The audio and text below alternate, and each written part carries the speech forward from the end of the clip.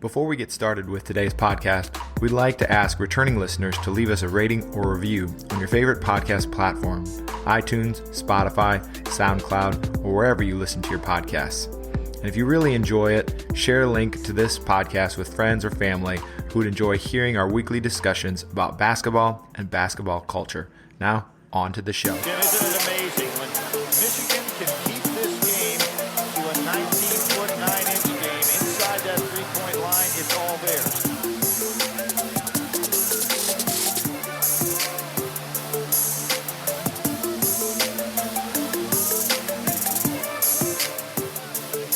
Nice move by Steve Fisher here. Turn it into the 19-9. Welcome to the 19-9 podcast. I'm Aaron Meyer, host of the 19-9 podcast today. On me with me returning is Ian Stonebrook. He's I can call you a 19-9 writer now. Yes, it's officially on the resume. Yeah, as well as some other things. But I've seen you all over lately. Podcast guesting, talking about sneakers, coaching. We were just talking about. Of course, contributed to Nice Kicks back in the day. How are you doing? Man, I'm good. Been busy, but good, man. Happy to be on here. For sure.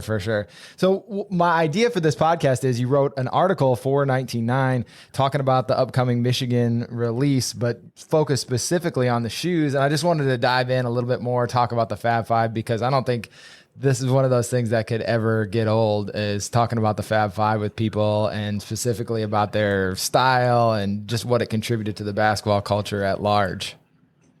Yeah, I mean, if we want to feel old, I mean, it's 30 years now since they, I guess, to be fair, assuming they actually arrived on campus in, August rather than July, we still have, a few weeks. Depending on when this airs before it's 30 years, but that's nuts, man. It is. And the fact that it hasn't gotten old, yeah, the impact still stands, even if some of the trends have kind of started to trend the other direction. But yeah, still hits an emotional nerve with all of us old enough to have seen them play, or to be just even in the age bracket to hear about them shortly after the moment. Yeah. Well, tell me about your first. I want to start there. Tell me about your first recollections. Like where did you first hear about the Fab Five, or how did you start following them? Like, what was that moment that sparked the interest for you?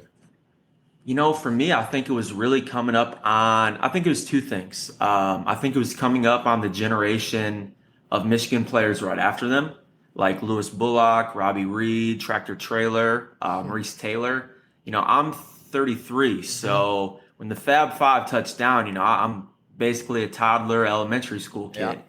But from there, I think a decent amount of it too is also, I've always had such a strong interest, thanks to my cousin Todd down there in Evansville, about not just basketball, but basketball style.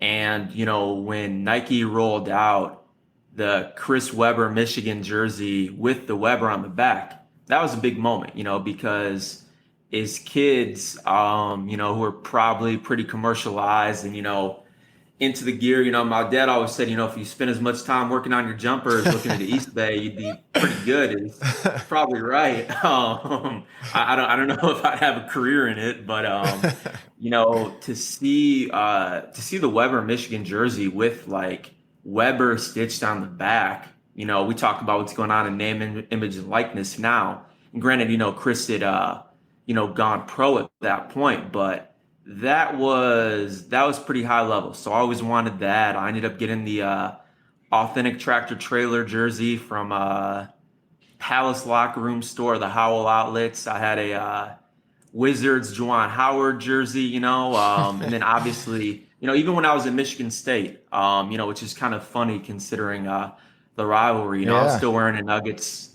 Jalen Rose, jersey. We'd still wear black socks with black sneakers in IM League. We all decided to buzz our heads once, and all immediately regretted it. But throwing on a Jalen Rose jersey made it sting a little less.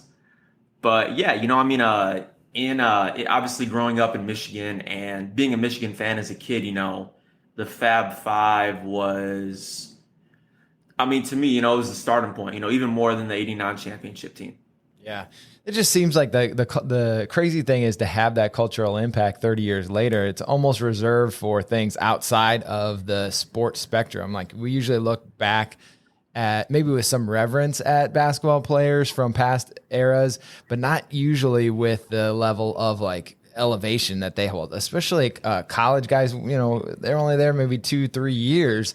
Even for like Jabbar or somebody like that played like 20 years, still holds the all-time scoring record, and he doesn't seem to get the respect as the guys that were in Michigan for 2 years.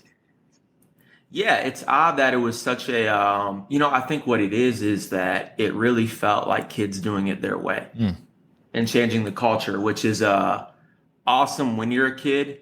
Probably not as awesome when you're coaching kids or you're a principal like yourself. It's a little bit of a scarier idea. But yeah, I mean, they did it their own way, and we'll probably get into it. Even though I feel like the Larry Johnson and Anderson Hunt, Stacey Augmon UNLV team was kind of a spiritual successor in terms of the style and the attitude they played with.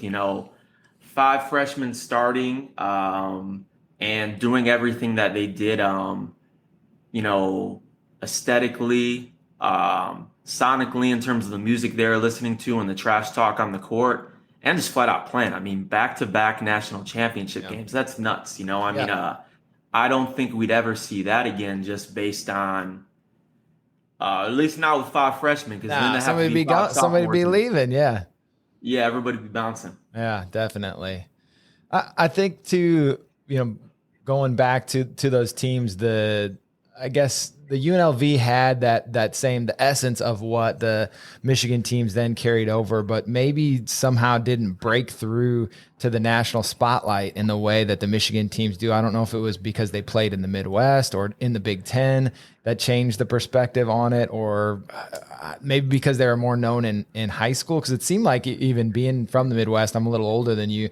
I had heard about some of these guys even in high school. They had a little bit of name recognition. The McDonald's All-American game had started to become a little bit more of its own thing. Like before, you'd hear about, they might name check them during a game, be like, this guy was a McDonald's All-American, but you didn't really hear about it until after they were already in college. And then it started around this time, you'd start to hear about high school players too, and they started to become more into the basketball culture in a bigger way. I think that's a really good point. I mean, I know for myself what Kobe Bryant meant as somebody who was like 8 years old when he was drafted. And I know for like a buddy of mine like Nick Engvall, who's run sneaker history, and we worked together at Nice Kicks back in the day, and he's a little older than us, like how Chris Webber was just the coolest dude in the world to him at that point, because he was a high school kid that was nationally covered, that was on magazines, that had a story going in. So yeah, I think that I think they broke through a little different. I do think the Midwest helps, because I was just in Vegas for the Big 3. Oh, nice. How was that? Wait. Have you got? Awesome. We gotta stop you there. Yeah, very, very good time. But that Mountain West time zone is tough. I don't even know if I'm saying the right time zone, but just in terms of eyeballs and stuff. So, and then playing in the Midwest, already having a obviously they became controversial or whatever, which is good for eyeballs, but it didn't feel like at that time the NCAA was against them, which I know, having just finished Tarkanian's, biography, the NCAA definitely was against them. And, there wasn't the same momentum. Like Larry Johnson went to a JUCO before he got to UNLV. Yeah. So like, these guys would a decent amount of his players would kind of come in that route, so there wasn't the same on the record narrative, if you will. Yeah. Or there's kind of a pause and attention to them. So yeah, the Fab Five, like, it's like Nas appears on Live at the Barbecue and then Illmatic drops, there's there's a that beat to it where it's like you're dropping the record needle on it. Yeah, definitely. And two, I think the Midwest or the Big Ten, especially with, IU being a powerhouse in the 80s, Michigan winning a championship in '89, it had some cachet around it, and it seemed to me like, I mean, it was such a big moment. It almost doesn't even feel like the Big Ten itself, like it's big, it was bigger than that. Yeah. I mean, it was, not like, they weren't, having good games against, Purdue or whoever else, but it really put them on the map in a different way, and kind of stole some juice from the Big East and the ACC, which is where most of the TV eyeballs and sneaker dollars were going. Yeah, it's like Zion, Obama showing up courtside to one of Zion's games, right? It's just there's just something different in the air when something like that is happening, and it seemed the same for them, where it's just like something, we're not sure what's happening here, but something's happening here.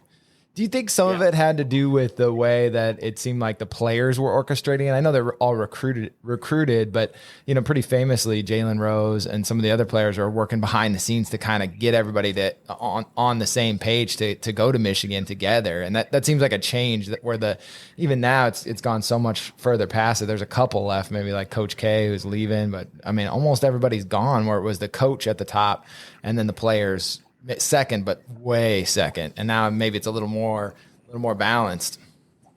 Yeah, the irony is, like, based on the 30 for 30, it felt like Juwan Howard was kind of the ringleader of getting Jimmy on board, and Ray and Chris and Jalen, and the fact that he's the coach there now is pretty wild. Yeah, right. But yeah, it felt like there was it wasn't just like showing up to basketball camp and, you're put in a dorm with somebody you've never met. Hi, how are you? And stuff like that. Like, these guys had a history and a relationship beforehand, but one that's kind of unique because, this predates the internet. It predates texting, the AAU circuit and the camps, from, the Nike camps that existed then, but I don't think that, it's not 365, it wasn't 365 then like it is now. So like these guys all knew each other and knew of each other in a way that was special, but it wasn't, I don't know, it just felt different. You know what I mean? If it was different, I'm not sure, but it felt different. Yeah, definitely. Reading back on it 30 years ago, like a lot's changed since then for sure. Well, let's get into the article a little bit. I'm going to start with my own story. I told you this before off there. I've got 2 pairs of socks, which my wife laughs at me about, because these socks are actually 30 years old to go with it. So I grew up by Chicago, and so we had a Nike town in Chicago. So right after they're out, I am looking everywhere. And of course, Nike is not on the release schedule that they are now, where they're giving it to the players, a few weeks before, like Tatum and those guys are wearing the Jordan 36 and they're out to the public a few weeks later. It's like a year later, and then all of a sudden they're like, oh, maybe we'll put it out somewhere. But you have a little bit of story even about the guys on the team trying to figure out, coordinate a little bit. And I thought it's crazy to think about now. Yeah, Jalen and Ray have spoke on it on a few occasions, but basically they're in Texas to play Rice, and Ray's from Austin, actually, where I'm at right now. He still lives here. Nice. And one of Ray's buddies, pulls up to the hotel room and has, I think it was a gray and blue Nike sock. So kind of like the, font across the front sock, I would imagine, or maybe the double logo. I'm not sure. But, they're like, oh, those are hard, and they decide, oh, let's do black. So they go to the mall, I don't know if it's the Galleria or which mall in Houston, and, just want to find 5 pairs of black Nike socks. Yeah. And they can't. They can find like 3. So Jalen has to wear basically dress socks, like church socks over his socks, to kind of, do the look. And it's funny too, because at that point in time, wearing black socks was like some grandpa stuff. Like it wasn't cool. It wasn't, it was very hip hop in terms of flipping and sampling something that's relevant or odd in another space, but amplifying it or making it your own in it. And, one of the things that I would argue with that, or I said in the article, actually I sent Josh the second article too. So maybe he'll run that. I told him there's I'm gonna get it. I'm gonna get it if no one else does. Hey, a fun fact, the sneaker article is actually written in my car on my way down from Michigan to Indiana. Nice. When I was visiting family a few weeks ago. So Yeah, on it yeah makes a little sense in that regard. But to my knowledge, socks didn't matter before then. I mean, like socks were an afterthought. They were like the worst Christmas gift you could get. I mean, Yeah, when you not think of not spending like 20. I mean, what is it, like a pair of stance socks? They've got all these, like 20, 25 bucks for a pair of socks. exactly, No. yeah. And I mean, before that, the only thing I could ever really think about socks having any sort of story in basketball is obviously Pistol Pete's like Right. floppy gray socks. Yeah. And then John Wooden, the attention to detail, putting on your socks, putting on your chucks, so you don't have blisters. Because if you have blisters, it makes you don't move right or whatever else. And then to go from the That Fab might have been Five, more about the chucks, wearing the chucks than the socks, though. yeah, oh, absolutely, yeah. Like, and again, I mean, it was a nuisance. I'm sure, Yeah. Kareem, Lou at that time, and Bill, and Bibby, and all those guys probably hated it. Oh my Like, gosh. socks were not something with a Yeah. positive association. And then you look to the mid '90s when those socks are used to sell, the Air More Up Tempos when they're bringing those out in the print ads. I remember, the older kids when I was in elementary school, like Joe Harrington and Tom Wilbur, like having like Georgetown shorts with those socks, like Yeah. it mattered. And then when you take it all the way to 2000s, like you say, Stance, the Nike Elite socks. Socks are I mean, shoot, even the early 2000s, with the throwback era and the, Jason Terry, high socks Oh and yeah, stuff for like sure. that. It they made a item that was very uncool, very relevant in an uncool way. Yeah. And now there's a lot of money in that industry. I still have a hard time not wearing black socks sometimes with black shoes. I just am like, it kind of feels wrong if I throw on some white socks, but now it's almost, I am an old man. So I'm like, is it a little bit too old man to have black socks on with my black shoes? But old habits die hard, right? I hear you on that. I'm the same way. All right, well, let's Unless talk. you do the Rudy Gay, I think he did white socks with like last shot 14s. I know my Yeah. buddy Jordan Howenstein's a fan of that, but kind of an odd thing still. Still, right?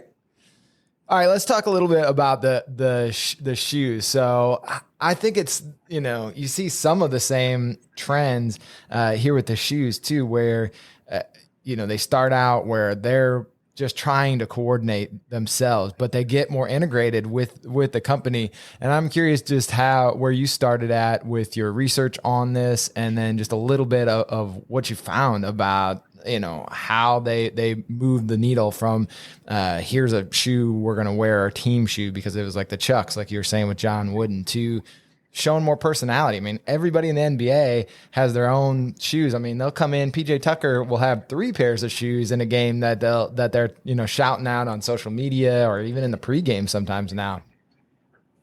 Yeah, I mean, I've been fortunate, working for Nice Kicks and, other jobs to cover the Fab Five before. So I had a little bit of, background interest, research done, but I thought it was really cool to hear, go back and hear Jalen tell the story about the Nike rep, opening the bag, kind of like, hey, look at this.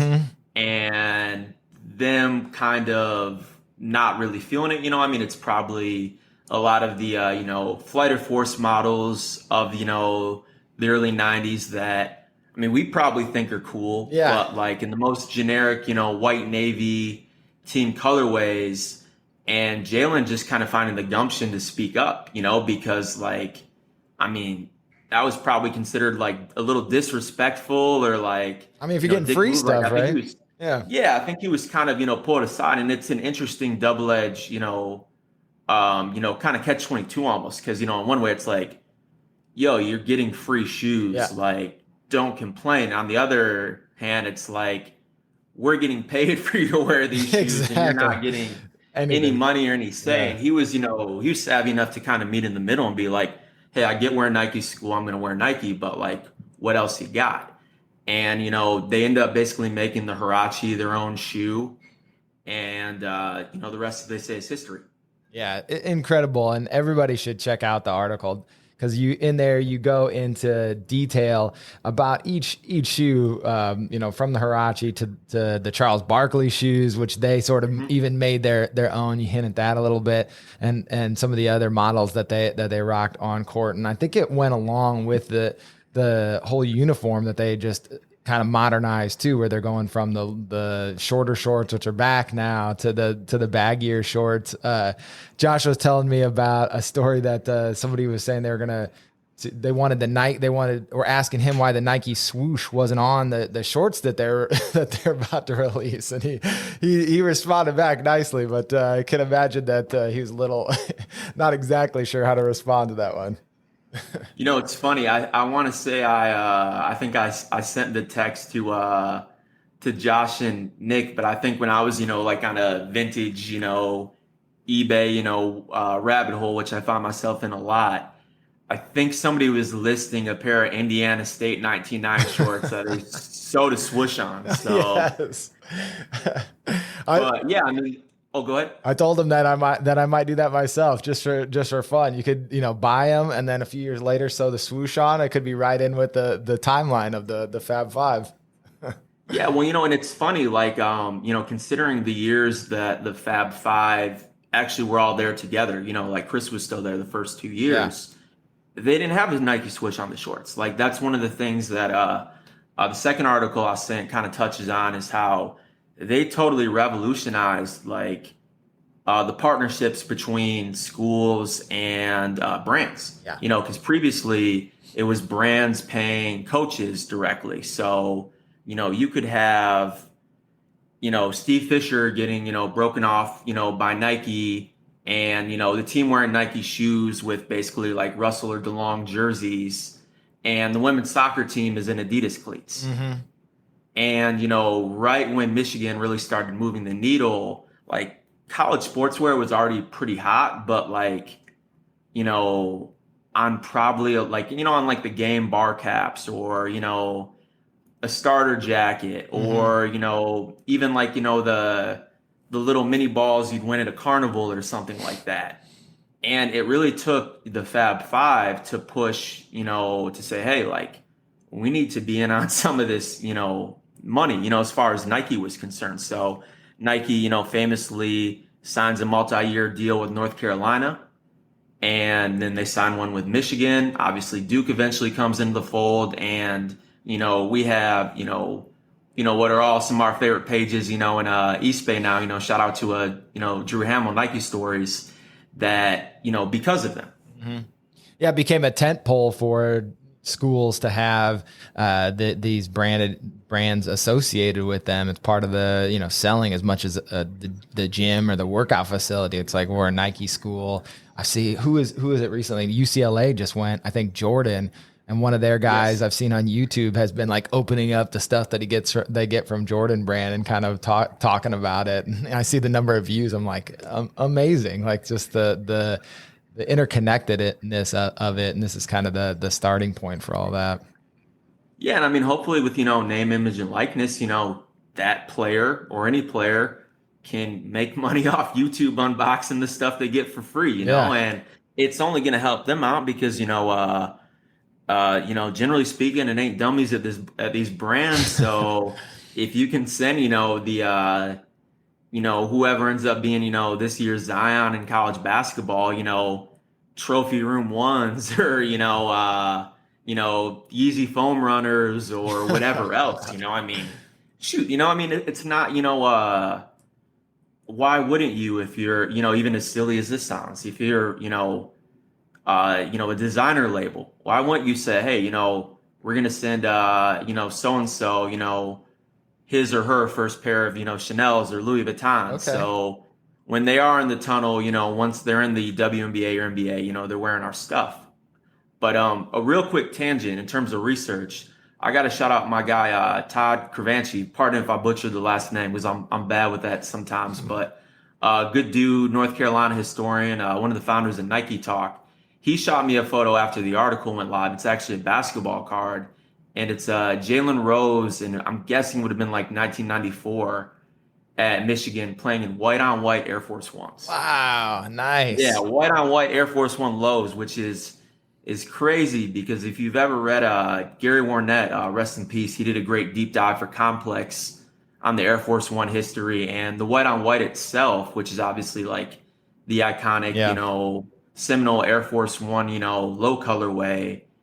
There's not really a firm date as to when and where it first released. Interesting. Some people say maybe it was, a Baltimore exclusive, in the early 90s. Some people say they didn't really hit stores till the mid 90s, but the fact that Jalen is wearing them and the same guy who, made Hirachis cool on court, made, Black Barkley's cool on court is wearing truly a retro basketball sneaker before that was even an idea. Yeah. And a white on white low top at that is pretty cool. Yeah, he was willing to zag even then. I mean, that kind of goes with his personality. I think that's stuck through. Well, I want to go back to the name, image, and likeness thing, and ask a couple questions related to that. First, do you think that they had more power because they were a collective, and that became such a thing, or do you think it's possible that they would have been just as powerful had they been able to market themselves as individuals? That's a fantastic question. I think I'll say this. I think back then they had more power because they were collective, just in terms of strength in numbers, sheer talent. And like those guys were so tightly knit at that time. At least that's how it felt, that it's like it meant so much to them for, Ray and Jimmy to join the starting lineup, so like when you have that type of interconnectivity and pull, Jalen can speak up to the Nike rep. You know what I mean? Like they can say, hey, we need the center shorts. You know what I mean? We need bigger stuff, And I mean, not like they're... Break out the material. Yeah, I mean, not like they're bullies. Like Jalen's one of the nicest guys ever. Like I interviewed him years ago. Great dude, And I think the flip side is if this happens now, even though I'm all for name, image, and likeness, I think it's great. It's maybe a little tougher in terms of getting those package deals instead of individuals. Not to say that it's like, I'm sure if you asked them, they probably would have rather had a bag from 5 different brands if that's what it took, and, equity in those companies or whatever it may be then versus, starting trends, not getting paid for them, and also kind of getting, the hammer hit on them on some of the NCAA stuff that, after reading Tark's book seems more bogus than not on a lot of it. I'm not in those rooms. I don't know the ins and outs, but it's going to be curious to see this year, where these kids take it, I'm excited. It's the Wild West, right? I feel like there's a chance right now. There could be maybe I'm hoping another kind of Fab Five moment, right? Where you've got the opportunity for people to blow up. Maybe the machine will get a hold of somebody and really make them, something super interesting that moves the needle. Definitely. Maybe I'm a little biased living down here in Texas, but I think given the right recruiting class, I think the University of Houston has something really special with, obviously Coach Sampson, but stylistically, they represent their city very well. Just like living in Texas, playing a little bit of basketball, going to Houston for work or fun sometimes. And the fact that it's like watching those kids had me like rolling up my shorts. Yeah. Or like, what would it look like if I actually like tucked my shorts into, my, basically, like bike tights that, I'm wearing because of, PJ Tucker or whatever else. And it's like, I think that, that's crazy to think too, that it took, 25 to 30 years for baggy shorts to become quote unquote uncool. Right. That's pretty lasting. Not a lot of trends last that long. Yeah. Turns out we don't want to see guys' legs that bad. Yeah, this is true. Yeah, there's an ebb and flow to it. It's funny. I've seen Larry Bird clips still. We're hoping that doesn't come back on some people. they can stick with the mid leg. That's fine. I agree. Yeah, some of it can be a little too revealing, but it's funny. I remember when I first moved to Texas in 2010. me and, my friends, Andy, Will, Duckett's, all when we were in like college was when Nike System Address came out, Oh, which yeah. you remember those, absolutely humongous. Yeah. Like Unbelievable. I'm 5'11", though my girlfriend and others may debate that height, and a pair of mediums is like all the way down to my shins. Yeah. And I used to play in them, and I had to stop wearing them in the Texas heat in 2010 because I'd get so sweaty. Like I'd go one way on a fast break and they'd go the other way. And it's like, Throwing me off balance. I just literally can't do this. So it's funny, the literal lengths, they went with shorts and how far it went. And, Oh my God. now how it's just kind of starting to trend back. Ridiculous. I've got a pair of Jordan shorts, kind of same thing. They were supposed to be so innovative for the time. They've got no waistband in them. So I don't know if you ever saw those. They've got no elastic in the waistband. And they've got like things on the side, like a textured material on the side to wipe your hands with. They were pretty amazing when I first got them, but the length is almost too much for me to handle anymore. I tried playing with them last week, but they are so long. It's unbelievable. Yeah, I'm curious if a brand will ever, maybe this is 19. I don't think it's 1999's lane, but you never know. Never know. I guess, Yeah. free idea, ding ding ding. But if a brand will ever come out with a basketball short where the seams, if you will, below the waistband are almost like origami style to folding. You know what I mean? Yeah. So when you are, rolling up or adjusting the length on your shorts, you're not, you're not putting your balls in a bind. You're not uneven with it, or whatever else. To your point about the texture, I remember, maybe around 2015, give or take a few years, Adidas rolled out for the NCAA tournament shorts that had terry cloth logos on the side so that they could wipe their hands. And I was like, man, for somebody who sweats as much as me, that That's might right. be The Texas heat made me think of that. Yeah. No doubt. Well, I'm gonna get you out of here on this. I want to know name, image, likeness draft here. Who are you taking from the Fab Five as your number one pick, and why? I mean, I got to go Jalen. I think it's obviously like Chris is the runaway. Talent. And has, but. Yeah, dang, that is tough. I'm going Jalen just because I think that if you're looking at like if these guys are all, miraculously reborn, to be, freshmen in 2021 rather than 1991, I think Jalen could, Jalen DJs, Jalen is a media personality, when I talked to, Jalen, years ago for Nice Kicks, he was talking about walking around, Ann Arbor in the winter with a tissue rolled up in his nose like Redman, and then he'd talk about, DJ, and I'd be like, what type of songs do you like to play? And he's like, oh man, I might, take it back and play Rod Stewart. Do you think I'm sexy? Like, he's he's a dude with a lot of personality and a lot of, a lot of taste. And very expressive. So I think that would take well to this kind of influencer era.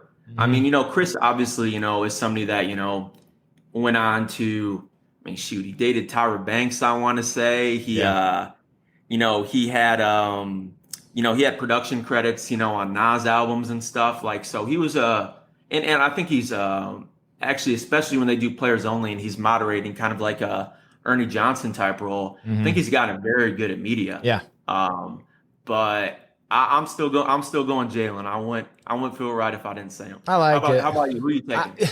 So I think you can split it. I'd take Weber still, hoping that he could maybe that the machine would lift him up. I think if you're just going on talent to succeed in this moment, I think you're right. Jalen's the pick because he seems to want to sell himself more than Weber does too. Weber wants to be just kind of, and maybe that's the circumstances he came up in, right? Like everybody was pointing at him, whereas like Jalen more had to go like, get the thumbs pointed at himself and figure it out for himself. So I think that there's some skill that Jalen had to develop where Weber was just kind of foisted into that moment. Definitely. I got to say, just to play foil, you can make a case for Juwan or Jimmy because the fan bases they would have in Chicago and Dallas, which are big cities. That's fair. And then you could make a case for Ray with the Black Sox because the margins on selling black socks and scales in which you could do so, man. I think you do pretty well. Oh my gosh. If they had not come around until now and he could have like trademarked it like Pat Riley in the three-peat, like black socks, those are mine. Hey, I hope so. If I ever run into him again in Austin, I'll throw that idea his way. All right, man. Well, I so appreciate your time, and everyone needs to check out the article, find out way more about the shoes than we were able to get into here. Educate yourself on that sneaker history so that when they come out, you'll be able to tell the story to yourself. And this Friday, if you haven't heard already, the 99 is dropping the first of the Michigan retros, which I'm sure there'll be many. But check it out. Sign up for the email. I think you get like 15 minutes early access. So it's worth to get in there, and then you'll know about all the other drops. All right, man. We'll talk again soon. All right. Appreciate it. Peace.